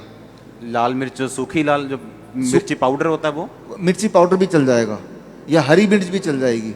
आपने कूटा, फटाफट जीभ के नीचे उसको डाल दिया, उस वक्त तो वो बेहोश है, उसको पता भी नहीं चलेगा, लेकिन एकदम से होश में आएगा। होश में आते ही अब चबाना शुरू कर दिया। तो पहले तो हम होश में लाते हैं। हमारी जो इमरजेंसी हेल्पलाइन नंबर है उसमें भी ये करते हैं। हमें पता है कि घर में ये दोनों चीज़ तो मिल ही जाएगी, ये तो हर एक के पास होगा ही। वैसे भी जब तक आप डॉक्टर को बुला रहे हैं, एम्बुलेंस को बुला रहे हैं, तब तक आप तब कर तक ही तो रहे हैं। पेशेंट, मोस्टली हार्ट के पेशेंट तो वैसे भी खत्म हो जाते हैं। खत्म हो जाते हैं। तो ये दोनों चीज अगर नहीं भी है तो आप रखिए और परिवार के लोगों को पहले से ही बता के रखिए, पता नहीं कब जरूरत पड़ जाए। तो भगवान का दिया हुआ दवाई है, घर पे ही है, इस्तेमाल करना नहीं आता। अगर किसी के ब्रेन में क्लॉट आ गया तो वो क्लॉट कैसे खत्म हो सकता है? डाइट से? एक तो इमरजेंसी में कैसे खत्म होगा ताकि एटलीस्ट सर्कुलेशन बना रहे, वो तो अच्छा। इससे। उसके बाद नहीं, एक बार ही खाना है अदरक, बस इतना? उतना लेना है ताकि वो नॉर्मलाइज हो जाए, उतने एक बार। अगले दिन कुछ नहीं खाना, फिर डाइट पे आ जाना है। फिर डाइट पे आ जाना। डाइट पे आ जाना है। इसका मतलब ये है कि आपके हार्ट में देयर इज ए ब्लॉकेज। हाँ। अब उसको धीरे धीरे धीरे धीरे खत्म करना है। वो एक दिन में खत्म होगा नहीं, क्योंकि एक दिन में बना ही नहीं था। धीरे मतलब ये धीरे अदरक वाला प्लान एक दिन ही करना, 2-3 दिन नहीं करना। नहीं, उसी वक्त करना जब वो इमरजेंसी में। इमरजेंसी मेडिसिन है ये। आप ऐसे भी अदरक चबा के देखो, आंसू आने लगेंगे आपको, ऐसे ही टेस्टिंग के लिए। और वो चबाना पड़ता है कई बार पेशेंट को 10-15 मिनट तक चबाता रहता है, आंसू आते रहते हैं, वो ठीक होता रहता है, रिवाइव होता रहता है। हाथ चलने लगे, पैर चलने लगे, वो खड़ा होने लगा, फिर जब ठीक हो गया चबाना बंद कर दिया। 15 मिनट तक भी कोई बात नहीं, चबाएगा। उसे अच्छा नहीं लगता लेकिन आंसू आ रहे हैं, लेकिन चबाएगा। लाइफ एंड डेथ का मामला है ना। तो हार्ट को रीस्टार्ट करने का ये तरीका जो कोई भी कर सकता है घर पे, ये आपको समझना है और आपको लोगों को समझाना भी है। ये बड़ा आसान है। 2 ही चीज़ें हैं, हार्ट और दूसरा है लंग्स। सांसें अगर रुक रही हैं, आपने देखा पिछले 2 सालों में लोगों को ऑक्सीजन सिलेंडर नहीं मिल रहा। सिलेंडर नहीं मिल रहा तो वो ऑक्सीजन सिलेंडर, देखिए यहाँ पे कितना ऑक्सीजन है ना। और जब आप सांस ले रहे हैं, आप ऑक्सीजन ले रहे हैं या हवा ले रहे हैं? एक्चुअली हम हवा ले रहे हैं। हमारी बॉडी ऑक्सीजन के लिए नहीं बनी, सिर्फ हमारी बॉडी हवा को लेने के लिए बनी। हवा में एक पार्ट ऑक्सीजन है, छोटा पार्ट वो भी। और जब ऑक्सीजन सिलेंडर लेते हैं तो मुख्यतः उसमें ऑक्सीजन ही होता है। हवा में नाइट्रोजन, बाकी चीजें भी, नाइट्रोजन होती है ज्यादा नाइट्रोजन। तो जबकि सिलेंडर में वो ऑक्सीजन ही होता है मोस्टली। और जितना ऑक्सीजन सिलेंडर लगाएंगे उतना निमोनिया बढ़ता जाएगा। तो वो एक तरह से ठीक नहीं कर रहा, थोड़ा बहुत आराम देगा शुरू में, बट वो अंदर से बीमार करेगा। हमारे जो कोविड सेंटर थे, तो हम देश का सबसे बड़ा कोविड सेंटर अहमदनगर में 1100 बेड वाला हमारा था। उसमें ना तो हमारे ऑक्सीजन सिलेंडर था, ना वेंटिलेटर था, ना दवाइयाँ थी। हम कैसे ठीक करते थे ऐसे पेशेंट को? आप क्या कर सकते हैं, अगर ऐसा किसी को देख रहे हैं सांसें नहीं आ रही हैं, एम्बुलेंस बुला रहे हैं, डॉक्टर बुला रहे हैं, वो सब ठीक है, लेकिन उस वक्त क्या करेंगे जब तक कि बाकी लोग नहीं आ रहे? एक बात याद रखिए, ध्यान से मुझे देखिए। अभी जब भी सांसें नहीं आ रही हैं, जब वो खड़ा रहेगा तो सांसों में तकलीफ ज़्यादा होगी। जब वो ऐसे बैठेगा जैसे मैं बैठा हूँ, सांसों में तकलीफ बहुत ज़्यादा होगी। अभी अगर आप में से कोई भी इस तरह से बैठेंगे, घर जाके बैठ के देखिएगा, तो एक अच्छा खासा इंसान भी सांस लेने में उसको तकलीफ होगी। जैसे मुझे भी अभी तकलीफ हो रही है सांस लेने में। सांस ठीक से लेना है तो नहीं, क्योंकि मेरा जो हार्ट है, हार्ट लंग्स के ऊपर है, लंग्स की कैपेसिटी मेरी कम हो गई। आप देखेंगे जिसको भी सांस की तकलीफ होता है, वो ना जाने क्यों वो ऐसा ही लेटा होता है ऐसा ही लेटा होता है वो। तो ये सांसों की तकलीफ को बढ़ाता है। तो पहले तो ऐसे पीठ के बल लेटने नहीं देना है। तो क्या करना है उसको, जैसे ही आप ये जादू करके देखिएगा, अगर कभी ऐसा मौका आता है तो। हम अपने पेशेंट को करते हैं हमारे हॉस्पिटल्स में, उसको ऐसे बिठा देते हैं। अब भी आप ऐसे अगर बैठे हैं, आप में से जो लोग ऐसे बैठेंगे, आप देखेंगे इसी वक्त सांसें एकदम से बड़ी अच्छी सी सांस आती है, खुल के आती है, ऐसे बैठेंगे तो खुल के आएगी, और जैसे जैसे पीछे जाएंगे आपकी सांसें अटकती जाएंगी। आप देखेंगे जो लोग सांसों के पेशेंट होते हैं उनको वो ऐसे ही लेटे रहते हैं और कहते हैं सांसें नहीं आ रही। हम बोलते हैं ठीक से बैठ जाओ, अब आ रही है, हाँ आ रही है, आप घर जाओ आराम से। तो साइंस के स्टूडेंट साइंस समझिए, क्योंकि साइंस नहीं समझेंगे तो आप बिलीव नहीं करेंगे। इसे कहते हैं मेडिकल भाषा में प्रोन वेंटिलेशन। प्रोन वेंटिलेशन वो क्या होता है? पेट के बल जैसे ही आप लेटते हैं तो आपका हार्ट नीचे है, लंग ऊपर है, लंग्स की कैपेसिटी 20% बढ़ गई है। इतना बढ़ने से ही पेशेंट की सांसें वापस आने लगती हैं। इस सांसों में एक आखिरी बात बताता हूं, इमरजेंसी में जब ये भी काम नहीं करे तो एक बात याद रखिए, आपके ये जो एरिया है जहां मैंने अपना फिंगर घुमाया है, मुंह का एरिया, इसके पीछे छोटे छोटे रिसेप्टर हैं। रिसेप्टर मतलब स्विच, वो इमरजेंसी स्विच है। उसको ऑन करने से जिनको सांसों की तकलीफ है, वो सांसों की तकलीफ कुछ देर के लिए तो आराम मिल ही जाता है, फिर दोबारा ऑन कर दो, ऑन करते रहो फिर कुछ घंटों तक। तो वो स्विच कहाँ है? यहाँ है। ये स्विच कैसे ऑन होता है? बहुत ही आसान तरीका है। 200 रुपए का इतना छोटा पंखा आता है, आपने देखा होगा, बैटरी वाला। अच्छा। उस पंखे को ऐसे बिठा के जब 6 इंच दूर रख के पंखा चलाएं, उसकी हवा जब यहाँ लगती है, उस हवा से वो स्विच, रिसेप्टर बोलेंगे इसको, वो ऑन हो जाता है और एकदम से उसकी सांसें आने की जो एक होता है फिजियोलॉजी, वो बदलाव आ जाता है। अच्छा, एक आपने बोला कि अदरक वो हो गया उसके लिए, हार्ट के लिए, हार्ट के लिए, ब्रेन के लिए भी, ब्रेन के क्लॉट के लिए भी, हार्ट वो अदरक, अधरंग के लिए भी, हाँ है ना। ये तो हो गया कि इमरजेंसी ऐसे सामने बैठ के। एक है इसको हील कैसे करना है? डाइट से, डाइट से हील करना है। डाइट क्या करेगा? Over a period of time काम करेगा, लेकिन उस वक्त उसको आराम देना है। उस वक्त आराम देने के बाद यही सिंपल डाइट, DIP डाइट। हाँ। और आप बता रहे थे कि जिसको कैंसर है उसको पत्ते ऐड करने हैं अपनी वेट के आधे। अगर वो 80 किलो है तो 40 ग्राम। देखिए, कैंसर है या अनयूजुअल हाई ब्लड शुगर है, और DIP डाइट के बाद भी जैसा बता ही रहते हैं, फिर भी कुछ लोगों का कंट्रोल नहीं हो रहा या पूरी तरह कंट्रोल नहीं हो रहा, हाँ, तो फिर पत्ते, चाहे मूली के पत्ते हो, पान के पत्ते हो, धनिया, पुदीना, राइट, तो वो पत्ते लिए कितने? आपके बॉडी के वेट का आधा। मेरे बॉडी का वेट है 70, तो 70 का आधा 35 ग्राम। 35 ग्राम। हाँ, लंच से पहले चबा चबा खा लिया। मतलब वो सलाद खाना है? उससे पहले, सलाद से भी पहले पत्ते खाने हैं, हाँ, फिर सलाद खाना है, हाँ, फिर खाना नहीं खाना। अब ये डिपेंड करता है कि कैंसर का पेशेंट अगर है, बहुत पेन में है, तो खाने को हम बंद, थोड़ी देर के लिए खाना बंद। अगर हाँ, फर्स्ट स्टेज कैंसर है, सेकंड स्टेज कैंसर है, फिर खाना खाए तो फिर खाना खा सकता है। हाँ। पर ये पत्ते और सैलड खाने के बाद, पत्ते पहले खाना है, फिर सैलड, उसके बाद खाना। और एक दिन में ग्रीन और रेड जूस मिक्स करके पीना है, एक गिलास। या तो मिक्स करें, या एक दिन ग्रीन एक दिन रेड कर लें, अलग अलग कर लें। पत्ते लंच में भी और पत्ते डिनर में भी। ये जो पत्ते हैं, याद रखिए, ये दवा है। पत्ते जब आप लेंगे, एक दिन करके देखिए, कोई अगर इंसुलिन डिपेंडेंट पेशेंट हो, जो इंसुलिन लेता हो, अगर कहीं ये वार्निंग है, वो ये पत्ते ऐड कर दिया DIP डाइट में, तो उसकी मजबूरी होगी पहले 3 दिन के अंदर ही उसके इंसुलिन को कम से कम कम करना पड़ेगा। 40% मजबूरी हो जाएगी, उसको बार बार देखना पड़ेगा, नहीं तो बहुत नीचे चला जाएगा इंसुलिन उतना ही ले तो कैंसर के पेशेंट की बात कर रहे हैं हम। कैंसर के 2 चीजें हैं, एक तो है कि धीरे धीरे ठीक कैसे करें, दूसरा है इमरजेंसी में क्या करें। मान लो उसको दर्द आ गया, कैंसर के पेशेंट को पेन की सबसे ज्यादा दिक्कत होती है, राइट, ऐसा दर्द कि जो सह ना सके, ऐसा दर्द जो मॉर्फिन से भी वो ठीक ना हो पाए, उसको क्या करना है। अभी आपको मैंने हॉट वाटर इमर्शन का दिखाया था, वो टप वाली वीडियो दिखाना फिर से। हाँ, वो टब वाली वीडियो जो दिखाया था, वो सिर्फ और सिर्फ किडनी पेशेंट के लिए नहीं है, वो कैंसर पेशेंट के लिए भी है। वो भी इसमें बैठ सकते हैं, वो भी इसमें बैठ सकते हैं। लेकिन एक बात जो आपने बोली थी, गरीब लोग क्या करेंगे, हाँ, जो हॉस्पिटल नहीं आ सकते वो क्या करेंगे, उसका इंतजाम भी कर लिया हमने, उसका जुगाड़ कर लिया।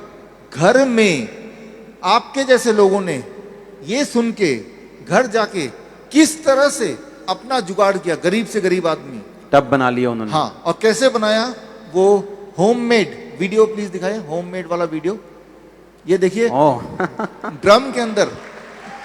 अच्छा, ये भी काम कर रहा है। ओ वाह, पर इसमें गले तक पानी नहीं आ रहा। कोई बात नहीं, अच्छा, छाती तक आ रहा है। 2.5 घंटे बैठ जाएगा वो। अच्छा ठीक है। हाँ, थोड़ा ज़्यादा बैठ जाएगा वो। हम्म। ये किडनी की पेशेंट है, और सेम कैंसर पेशेंट भी इससे। Cancer patient, kidney patients. ये फ्रिज को दरवाजा निकाल दिया फ्रिज का। अच्छा 2000 रुपए का फ्रिज, हाँ। सेकेंड हैंड, दरवाजा निकाल दिया। तो ये बाथरूम में इन्होंने एक दीवार लगा दिया, गर्म पानी तो आता ही है, तो हाँ। और आराम से बैठे हैं। ये इंजीनियर साहब हैं, इन्होंने खास पूरा पोर्टेबल बना दिया, कहीं भी लेके जाओ। अच्छा। हाँ, फिर उसमें बैठ जाओ, बच्चे को बिठाओ, बड़ों को बिठाओ। और आप कह रहे थे कि जिसकी बॉडी में सिस्ट है, जिसकी बॉडी में मान लो हड्डियों का पेन है, सर्वाइकल है, वो भी इससे हील होता है। वो भी इससे हील होगा। अगर सिस्ट है या पेन है सिस्ट की वजह से, या जिसको हिप पेन है, जिसको हाँ। नी पेन है, वो भी हील होता है। बॉडी में कहीं भी पेन हो तो वो हील हो जाता है। 1 घंटा बैठना है उसको। उसको 1 घंटा, डायलिसिस की तरह 2 घंटे नहीं बैठना। डायलिसिस से 2 घंटे नहीं बैठना, 1 घंटे से अच्छा खासा हील होता है, दर्द कम होता है। सिंटेक्स का जो टैंक है छत में, उस सिंटेक्स टैंक को आधा निकाल दिया, काट दिया। अच्छा। और काट के उसको बना दिया। तो पैसे की जरूरत नहीं है ठीक होने के लिए, थोड़ा दिमाग की जरूरत है बस। और आइडिया देखो, कोई महंगा काम नहीं, अपने घर च बन जाने हैं। और सुनो मेरी गल, ये सिर्फ आप लोगों के लिए नहीं है, आपके मोहल्ले में लोग हैं, किसी भी धर्म के हों, किसी भी जाति के हों, उनको बताओ। आपका काम है ये, उनको ब्लेस करना है आपने भी। एक बात आपको समझना होगा, हेल्दी रहने के लिए अगर कोई सोचे कि पैसे की आवश्यकता है तो वो नहीं, मैं मानता। हेल्दी रहने का अधिकार गॉड ने सभी को एक बराबर दिया हुआ है। आमीन। इसीलिए जब कुदरत को बनाया गया तो साथ में कुदरत की दवाइयां भी कुदरत में बिछा दी गई हैं। बाइबल में लिखा है, जब परमेश्वर ने आदम को बनाया तो उसे बाग में रखा। उस बाग में सभी ग्रीनरी थी। ग्रीनरी तो उसका पैटर्न ये था कि उसे ग्रीनरी के अंदर रहना है। आदम को बनाने का पैटर्न ये था। पैटर्न पर आज ग्रीनरी नहीं है घरों में। आज नहीं है। तो लेकिन फिर भी उम्मीद है, तरीका है, उसके बावजूद भी आप अपने आप को ठीक रख सकते हैं बिना पैसे के। एक छोटा सा मैं तरीका बताता हूँ। आप में से कुछ लोग इंजीनियर हैं यहाँ पे, इंजीनियर, टेक्नीशियन, थोड़ा हाथ रेस करें। हाँ, काफ़ी सारे दिख रहे हैं। जो इंजीनियर्स हैं उनको ये बात समझ आएगी, और जो लोग इंजीनियर नहीं हैं, जो मैं अभी बता रहा हूँ, ये आप कल अपने किसी इंजीनियर दोस्त से थोड़ा सलाह कर लीजिए, वो आपको मदद करेंगे। एक ऐसी दवाई की फैक्ट्री, ये मेरे आखिरी 5 मिनट है, ऐसी दवाई की फैक्ट्री आपके घर में कल से शुरू होने वाली है, जिसमें कितनी भी दवा पैदा करें, नींद ना आने की दवा, डिप्रेशन की दवा, जॉइंट पेन की दवा, डायबिटीज़ की दवा, बीपी की दवा बनाते रहें, वो ख़त्म ही नहीं होगा, मुफ्त में बनाते रहें। तो आपके घर में ये सारी दवाइयों की फैक्ट्री कैसे बनाना है, ये मैं अगले आखिरी 5 मिनट में आपको अभी बताने वाला हूँ। ध्यान सुनिए, एक ही बार बताऊँगा, राइट।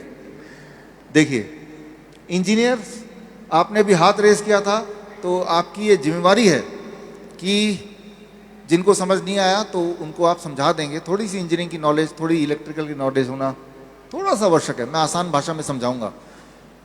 एक बात याद रखिए, जो भी कुछ आप खाते पीते हैं, प्लस जो आसपास का आपका पोल्यूशन का एक वातावरण है जिसमें हमारा बहुत कंट्रोल नहीं है, प्लस हमारे आसपास रेडिएशंस हैं, इसमें भी हमारा कंट्रोल नहीं है। आप बोल ही रहे हैं कि अब तो ग्रीनरी उतनी रही नहीं, और एक अकेला इंसान कहाँ से ग्रीनरी कर देगा।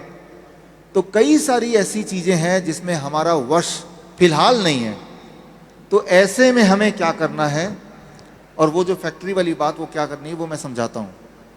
ये समझिए, जो भी वातावरण है, खान पान है, इन सब की वजह से आपका खून गाढ़ा होता जाता है, और जब गाढ़ा होता है तो उस खून से न्यूट्रिशन का ट्रेवल करना मुश्किल होता है, और जब गाढ़ा होता है तो वो खून का ब्लड क्लॉट बोलते हैं अंग्रेजी में, हिंदी में थपका बोलते हैं, ब्लड क्लॉट बन जाता है। जहाँ क्लॉट बनता है वो वाला बॉडी का ऑर्गन काम करना बंद कर देता है, फिर बोलते हैं किडनी फेलियर, बोलते हैं हार्ट फेलियर, ऐसे उसको नाम दे देते हैं।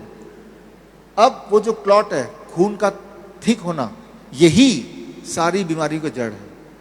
खून अगर आपका मोटा ना रहे, थिक ना रहे, तो सारी बीमारियां ठीक हो जाएगी। सवाल यह है कि खून को पतला या नॉर्मल कैसे करना है। उसका एक तरीका मैं बताता हूं, वो तरीका आपको समझना होगा। इस वक्त जैसे मैं बैठा हूं, आप बैठे हैं, मैं इधर बैठा हूं, तो मेरे आसपास बहुत सारे इलेक्ट्रिकल फील्ड हैं, और मैंने जो खाया उल्टा सीधा मान लेते हैं, उन सबको मिला जुला के मेरे बॉडी के अंदर इस वक्त और आपके बॉडी के अंदर भी एक वोल्टेज, एक इलेक्ट्रिकल वोल्टेज डेवलप हो गया है। जैसे बैटरी के अंदर वोल्टेज होता है, आपकी बॉडी भी एक वोल्टेज डेवलप कर देती है। वो वोल्टेज बॉडी में कितना होता है, फॉर एग्जाम्पल मैंने नापा था कल 0.245 वोल्ट। इंजीनियर समझेंगे इसको, 0.245 वोल्ट कैसे नापेंगे? वोल्ट मीटर से नाप सकते हैं। तो सुनी सुनाई बात नहीं, वोल्ट मीटर खरीदिए, 2-2.5 हज़ार का आता है, आप नाप लीजिए आपके बॉडी का वोल्टेज कितना है, 0.245 वोल्ट या 0.3 वोल्ट। अगर इसको आप 0 वोल्ट कर दें तो आपकी नींद अच्छी आना शुरू हो जाएगा, डिप्रेशन चला जाएगा, डायबिटीज़, वो जो डाइट नहीं भी कर पाते उनकी डायबिटीज़ ठीक होने लगेगी, हालांकि डाइट करना चाहिए आपको। और अगर जोड़ों में दर्द है वो ठीक होने लगेगा। तो बॉडी का जब खून पतला होगा तो हार्ट डिजीज़ भी ठीक होने लगेगा। सिर्फ एक चीज़ करना है, आपको अपने बॉडी का वोल्टेज कितना कर देना है? 0, 0 करना है। बॉडी के वोल्टेज को 0 कैसे करें, ठीक है ना? तो अगर कर दिया तो सारी बीमारियों का प्रॉब्लम ही खत्म। तो आपको अपने घर में एक फैक्ट्री तैयार करनी है जो आपकी बॉडी की वोल्टेज को 0 रखे। मैंने अपने घर में कर दिया है। कैसे किया मैंने अपने घर में? उसका वीडियो, इलेक्ट्रिकल एक वीडियो है, दिखाइए जरा सर। अच्छा, ये नहीं, इसका अगला वाला। अभी जब मैं यहाँ बैठा हूँ तो मेरे आसपास यहाँ पे एसी है, यहाँ पंखा है, मोबाइल है, वाईफाई है, बहुत सारे गैजेट्स हैं, इलेक्ट्रॉनिक गैजेट्स हैं, जिसकी वजह से मेरे बॉडी के अंदर इस वक्त इलेक्ट्रोमैग्नेटिक फील्ड एक पूरा तैयार हो गया है और एक पोटेंशियल वोल्टेज मेरे बॉडी में डेवलप हो रहा है। कितना वोल्टेज मेरे बॉडी में डेवलप हो रहा है उसके लिए ये जो मल्टीमीटर है, मल्टीमीटर से मैं चेक कर रहा हूँ। मल्टीमीटर का एक छोर मेरे हाथ में, दूसरा छोर यहाँ पे अर्थिंग पे लगाया हुआ है, और आप देख रहे हैं मेरे बॉडी में इस वक्त जो वोल्टेज है दैट इज़ 243, 249। ये फ्लक्चुएट होता जा रहा है मेरा वोल्टेज जो बॉडी में इस वक्त है। ये वोल्टेज बड़ा खतरनाक है। ये जैसे जैसे बढ़ता रहेगा वैसे वैसे मेरे कैंसर होने की या हार्ट डिजीज़ होने के या ब्लड को क्लॉट करने के चांसेस बढ़ते जाएंगे। तो ये ऐसे ही बना रहा तो हम चाहे बाकी कितनी भी अच्छी एक्सरसाइज कर लें या अच्छा खाना खा लें तो ये हमें बॉडी में डैमेज करता रहेगा। तो इसके लिए हमें क्या करना है, ताकि ये जो वोल्टेज मेरे बॉडी में, ये वोल्टेज को ख़त्म करना है, इसको ज़ीरो करना है। इसको ज़ीरो करने के लिए आपको एक टूल तैयार करना पड़ेगा। इसका नाम है, इसे बोल सकते हैं अर्थ थेरेपी। अर्थ थेरेपी देखिए ये ना मैंने तैयार किया अपने लिए कि जब भी मैं ऑफिस में बैठता हूँ या जब भी मैं बैठूंगा तो मैं इसके ऊपर दोनों पैर रख दूंगा। अब मैंने जूते पहने हुए, अब देखिए अगर मैं दोनों पैर ऊपर रख देता हूँ, दोनों पैर ऊपर रखने के बाद क्या यहाँ पे कोई बदलाव आता है? यहाँ कोई बदलाव नहीं आया।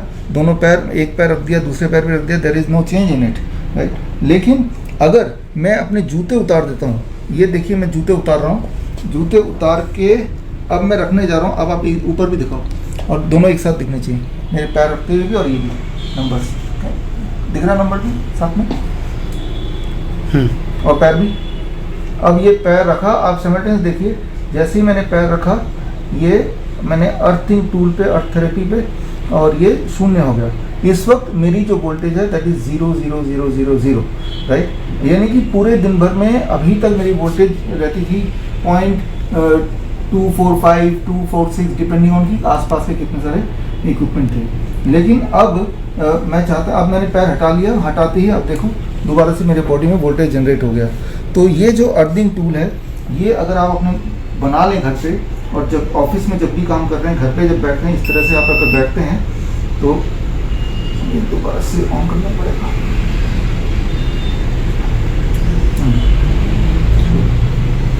तो इस तरह से अगर आप बैठते हैं, अर्थिंग टूल लेके अर्थिंग थेरेपी करते हैं। आप जो यहाँ पे देख रहे हैं, ये एक मैंने टूल तैयार किया है जो मैं लेके भी आया आपको दिखाने के लिए। और ये अपने घर में अगर आप तैयार कर लें तो आपका बॉडी का वोल्टेज ज़ीरो रहेगा। और अगर लगातार ज़ीरो रहे, मान लो फॉर जितनी देर आप सो रहे हैं उतनी देर, तो अगले दिन जब उठेंगे, जिनके जोड़ों में दर्द रहते हैं, अगले दिन उठने के बाद पूछिए अपने आप से जोड़ों में दर्द है क्या, तो कम से कम 20-25% जोड़ों का दर्द कम होगा। नींद कैसी आई, पहले से आपको बेहतर लगेगा। डिप्रेशन पहले से बेटर फील होगा। अच्छा, तो ये टूल कैसे बनाना है, कैसे काम करता है, 1 मिनट मैं लेता हूँ इसको और समझा देता हूँ आपको। आप देखिए इसको, ये एक कपड़ा है, टॉवल है छोटा सा, और इसमें तार मैंने सिल दिया है। सिंपल तार सिल दिया, कॉपर तार, राइट, कॉपर का तार जो इलेक्ट्रिक तार मिलता है दुकान से, सिल दिया है।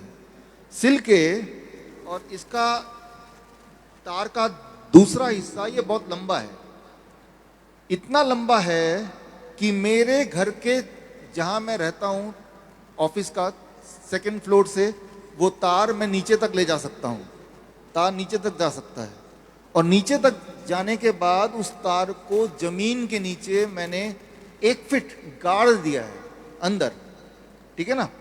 और इसको मैंने यहाँ पे, जहाँ मैं ऑफिस में बैठता हूँ, यहाँ मैंने नीचे रख दिया है। अब मैंने ये सॉक्स पहना है, लेकिन ऑफिस में जब बैठूंगा तो सॉक्स उतार देता हूँ, जूते भी उतार देता हूँ। उतार के अब जैसे ही मैं पैर इसमें रखूंगा, इलेक्ट्रिकल इंजीनियर कल करके देखिएगा, रखते ही मेरे बॉडी का वोल्टेज 0 हो जाएगा। सबका, मेरा नहीं, सभी का। अब अगर ऐसे ही मैं रोज 8 घंटे ऑफिस में बैठ के काम करता हूं, तो मेरे पैर, मेरा वोल्टेज 0 वोल्ट, लेकिन बाकी लोगों का वोल्टेज जितना मैंने आपको दिखाया। तो 0 कैसे हुआ? अर्थ से, जमीन से इलेक्ट्रॉन, साइंस के स्टूडेंट समझें, इलेक्ट्रॉन एक्चुअली बॉडी के अंदर जाते हैं, सही में जाते हैं। और जब इलेक्ट्रॉन बॉडी में जाएगा तो बॉडी का वोल्टेज वही हो जाएगा जो हमारी पृथ्वी का वोल्टेज है, 0 वोल्टेज। इलेक्ट्रॉन जाएगा तो खून पतला होगा, इलेक्ट्रॉन जाएगा इन्फ्लेमेशन कम होंगे, इलेक्ट्रॉन जाएगा तो घाव जल्दी भरेंगे, इलेक्ट्रॉन जाएगा तो हार्मोनल बैलेंस होगा। अच्छा, बहुत से लोग ऐसे पुराने टाइम से ये बात चलती है कि आपको जमीन के साथ कनेक्ट होना चाहिए। हाँ, ये वही बात है, वही कि नंगे पैर चलो, नंगे पैर चलो। अगर ये नहीं करना 2 घंटे नंगे पैर चलो। ये तो चलो टेक्निकल बात है ना, अगर हम वैसे ही नंगे पांव हम चलते हैं जमीन पे तो वैसे ही बॉडी हमें हील फील होता है। हील फील होती है। और इसका कारण मुझे नहीं मालूम था, कारण उसका टेक्निकल कारण, रीजन क्या है उसका। कारण ये है कि जो बॉडी है वो अर्थ के साथ होगी। बाइबल कहती है कि मुझे अर्थ से ही बनाया गया, जमीन की मिट्टी से बनाया गया। तो जो परमेश्वर ने जब इन मनुष्य को बनाया तो उसने लिखा, इसी जमीन की मिट्टी को गूंथ कर अपने सांसों को फूंक कर बनाया। सही तो बोला। तब जब यही मिट्टी को आप जमीन के साथ अटैच कर देते हो तो वो बॉडी आपकी हील होना शुरू होती। आप और जमीन एक ही हो जाते हैं। अच्छा, इसका कोई टेक्निकल आप मेरे को ये बताओ, ये वचन है मेरे पास एक, क्या जब हम खुश मन होके रोटी खाते हैं उससे फर्क पड़ता है कोई? उसका साइंटिफिक रीजन बताओ। देखिए, जब भी आप खुश होंगे तो हमारे बॉडी में जो हार्मोन बनते हैं वो बैलेंस में आते हैं। अच्छा, इसका आपके पास साइंटिफिक रीजन है कि खुश होके खाना खाने से क्या होता है? क्या है इसका रीजन? जब भी आप खुश होंगे तो डाइजेस्टिव एंजाइम्स वो बनना शुरू हो जाएगा अपने आप बॉडी बनाती है, बॉडी ट्रिगर करती है। अच्छा, डाइजेस्टिव एंजाइम बनेंगे तो जो आप खाएंगे वो डाइजेस्ट हो जाएगा। जब आप गुस्से में होते हैं तब कभी मत खाइए। अच्छा, खाना नहीं चाहिए, क्योंकि तब बॉडी के डाइजेस्टिव एंजाइम ऐसे हो जाएंगे, तैयार नहीं है। आप खाएंगे तो वो एसिडिटी होगी। अब देखो, जो बाइबल लिखी गई है वो तब कोई लैब्स नहीं होती थी, चीजें नहीं होती थी। ये जो वचन मैं पढ़ने जा रहा हूँ ये यीशु मसीह के जन्म से भी पहले का है। अच्छा। आप 2000 साल यीशु मसीह को हो गए तो उससे भी पहले का है। मतलब आप उस वचन में लिखा, सबोपदेशक 9 उसकी 7 आयत में लिखा, उसमें लिखा, अपने मार्ग पर चला जा और अपनी रोटी को तू आनंद से खाया कर। वो देखो वचन में लिखा। सिंपल बात है, सिंपल बात है कि अगर परमेश्वर कह रहा है कि जो तू रोटी खाएगा उसे आनंद से खाना है, उसे डिप्रेस होके नहीं खाना, गुस्से में नहीं खाना, अपना काम कर और अपनी रोटी को विद पीस और जॉय के साथ तूने खाना है। और इसका आज साइंटिफिक रीजन ये है कि जब हम खुश होकर खाना खाते हैं तो हमारे डाइजेस्टिव जो एंजाइम्स हैं वो बॉडी पैदा करती है और खाना पचता है, और खाना पचेगा तो बॉडी हील होगी। सिंपल तरीका ये। यीशु मसीह के वचन के लिए तारीफ कर दो जोर से। अब यही सुनो, अब यही बात आपको साइंटिफिक तरीके से हम बता रहे हैं कि अगर आप एक तार को अपने पाँव के नीचे रख के जमीन में गाड़ दोगे, तो चाहे आप ऑफिस में बैठे हो, लेकिन अब हर बंदा जमीन पे बैठ के काम नहीं कर सकता, लेकिन आपने एक बिब्लिकल तरीके को पूरा कैसे किया कि आपने तार से अपने आप को पृथ्वी में जोड़ लिया, जिस मिट्टी से में हम बने हैं उसको अपने आप से जोड़ लिया, कनेक्ट कर लिया, ताकि वो जो हीलिंग परमेश्वर ने मुझे दी है वो मेरी बॉडी में एंटर करे। हाँ। और जो रोटी मुझे खानी है वो आनंद से खानी है, और वो खानी है जो परमेश्वर ने बनाई। ब्रेड बिस्किट जो इंसान ने बनाया वो नहीं खाना, गॉड मेड खाना है, मैन मेड नहीं खाना है। ब्रेड बिस्किट रस रस वो नहीं खाना, वो नहीं खाना क्योंकि वो इंसान ने बनाया। हाँ, ह्यूमन मेड नहीं खाना है, इंसान ने बनाया नहीं खाना है, जो परमेश्वर ने बनाया वही खाना है, वो खाना है। खाना खाने से पूछो पहले हालेलुया। इसमें एक चीज जोड़ूंगा, रात को जब आप सोते हैं, सोने से पहले ऐसा एक और बना के आप रख के सो सकते हैं। कोई करंट ना छोड़ दे। नहीं, करंट नहीं छोड़ेगा, पृथ्वी से जुड़ने से करंट नहीं छोड़ सकता, नहीं तो करंट लगेगा तो जब आप चलने लगेंगे रास्ते में तब भी करंट लगेगा, है ना। तो ये तार है लेकिन ये पृथ्वी से जुड़ा हुआ है, तो आप जब सो रहे हैं तो आप और पृथ्वी एक हैं 0 वोल्ट में। जब हम पृथ्वी के, जो पुराने लोग होते थे वो जमीन पे सोते थे, तभी जमीन पे तभी वो हेल्थी थे, तभी हेल्थी थे, आनंद से खाते थे, ज्यादा पैसे का चक्कर नहीं, वो ले लूं, वो हेल्थी थे। और यही खाते थे, कच्चा फ्रूट ज्यादा खाते थे, तभी हेल्थी थे, तभी हेल्थी। तो इसका मतलब हमें वही खाना है जो पुराने हमारे पूर्वज खाते थे। हाँ, और वही करना है जो वो करते थे। ये कोई नई कि बात अगर नहीं। आज मैं 10वें मरले पे हूँ तो आज मेरे पास तरीका है कि मैं जमीन से कनेक्ट हो सकता हूँ, जमीन से कनेक्ट होना, कुछ भी करके, कुछ भी करके, कुछ भी करके, कोई बहाना नहीं चलेगा यहाँ पे। ओह जीसस, आप लोग तो जमीन से कनेक्टेड ही ऑलरेडी अभी। हाँ, और जब जमीन से हम कनेक्ट होते हैं, अगर खाना भी मैं, अगर मेरे बच्चे जो हैं वो खाना, उनको मैंने सिखाया कि जमीन पे बैठ कर खाओ, हाँ, तो मेरे को ऐसा फील होता है जब आप बाइबल कॉलेज में हमारे वो लॉन बना हुआ, जब लॉन पे हम चलते हैं नंगे पाँव या पैर से, तो वो कनेक्शन फील होता है कि परमेश्वर ने हमें इसी पृथ्वी से बनाया है। हाँ, लिटरली इलेक्ट्रॉन बॉडी में आते हैं उसी वक्त, जिस तरह से खाना खाना जरूरी है, इलेक्ट्रॉन बॉडी में आते हैं। जैसे मोबाइल चार्ज करते हैं तो चार्ज आता है, वैसे तो अभी कंक्लूसिवली आपने देखा, हील होने के लिए वही गर्मी, वही पानी, वही मिट्टी, वही फल, वही सब्जी, यही आपकी दवा है, यही खुशियों का राज है। दवाइयों से जो नंबर्स कम होते हैं, अगर दवाई हम खा रहे हैं तो वो शुगर के नंबर कम हो रहे हैं, लेकिन वो बॉडी हील नहीं हो रही उसकी। दवाइयों से नंबर भी कम नहीं होते, अगर तो नंबर कम होते तो दवाई बढ़ानी क्यों पड़ती है? वो तो धीरे धीरे बढ़ानी ही पड़ती है। हाँ, यानी कि अल्टीमेटली नंबर कम दवाइयों से नहीं हो रहे हैं, एक पल के लिए कम हो रहे हैं, लेकिन फिर अगले दिन, अगले साल और धीरे धीरे दवाई नहीं बढ़ाएंगे तो नंबर स्टेबल नहीं रहेंगे। एक्चुअली दवाई से नंबर कम नहीं होते, टेम्पररी कम होते हैं, बस उस वक्त के लिए कम होते हैं। तो जो लोग अभी भी, ये पिछली बार भी था, जो लोग अभी भी सिर्फ खाना ही खा सकते हैं, जो फ्रूट मान लो नहीं ले सकते या अभी सैलेड ले सकते हैं, उनको क्या करना चाहिए, या कैसे उनको धीरे धीरे उस लेवल पे आना चाहिए कि मुझे यही डाइट लेनी है, मुझे अपना प्रभु से ना फाइनेंस का ये लेवल मांगना है या इस सिस्टम पे आना है? मैं तो ये बोलता हूँ, मैंने कैलकुलेट किया है, इससे सस्ता कोई डाइट है नहीं। मैं सस्ता है, ये सबसे सस्ता है, गरीब से गरीब भी कर सकता है। कैसे? फॉर एग्जाम्पल मैं कैसे करता हूँ, 1 दर्जन केला और 1 बड़ा तरबूज से पूरा परिवार पेट भर के खाएगा, तब भी रह जाएगा, DIP डाइट के अनुसार। हाँ, ठीक है। तो ये 2 चीज कहीं भी मिलती है पूरी दुनिया में, और हर बार सस्ती ही मिलती है। और वैसे भी अगर बीमार होकर दवाई खाने से अच्छा है ये खाओ। दवाई में भी तो, मेडिसिन में भी तो पैसा लगेगा। पहली बात, पालक कितना सस्ता है, टमाटर कितना सस्ता है, तो आप गाजर मूली कहाँ महंगा है, लेकिन उसको जब पकाते हैं, तेल भी खर्च करते हैं, ईंधन खर्च करते हैं, तब तो महंगा बन जाता है ना। तो ये कहने वाली बात है। और फिर जब बीमार पड़ते हैं, दवाइयों पे खर्च करते हैं, डॉक्टरों पे। ऊपर से इंपॉर्टेंट है कि उन दिनों पे आप अपने काम पे नहीं जा सकते, उल्टा जो काम पे जा रहा है वो भी आपके काम पे लग जाता है, आपको डॉक्टर के पास ले जाने में। तो ये महंगा नहीं है, ये बहाना जरूर हो सकता है, बट महंगा है नहीं। तारीफ करो जोर से। आओ प्रार्थना करें सब। मेरा मेरा बिलीव है कि आप लोग ब्लेस्ड हो। आमीन। सब लोग खड़े हो जाओ, अपने हाथों को उठाओ, मास प्रेयर के लिए तैयार रहो। सुनो मेरी बात, जितने जनों ने सुना है आप इसे फॉलो करेंगे। आमीन। ये इंटरनेट पे चला जाएगा, आप इसे फॉलो करेंगे। ये आपकी डिलीवरेंस के लिए मोस्ट इंपॉर्टेंट चीज है आप लोगों के लिए। आने वाले दिनों में सुसमाचार को एक हाईएस्ट लेवल पे लेके जाएंगे आप। स्पिरिचुअल खुराक को आप ले रहे हो, इस खुराक को आप घरों में लेंगे।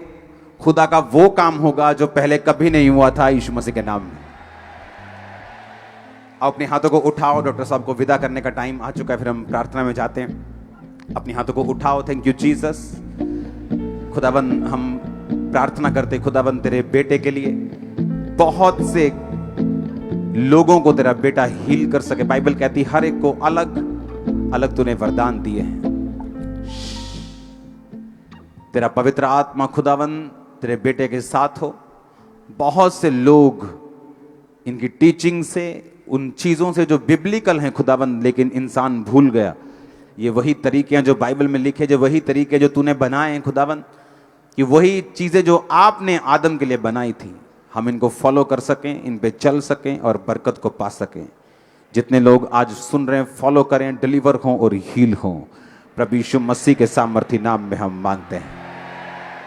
मेरा बिलीव है कि हम फिर डॉक्टर साहब को बुलाएंगे और उस दिन जल्दी आएंगे और टेस्टिमनीज भी लेंगे डीआईपी डाइट की। God bless you all.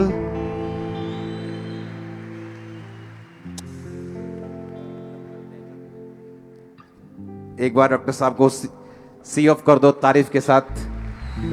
Hallelujah. उठाओ अपने हाथों को। Thank you Jesus. हिलाओ हिलाओ हिलाओ अपने हाथों को। सुनो, आपको ये बताकर मेरा बोझ कम हुआ है।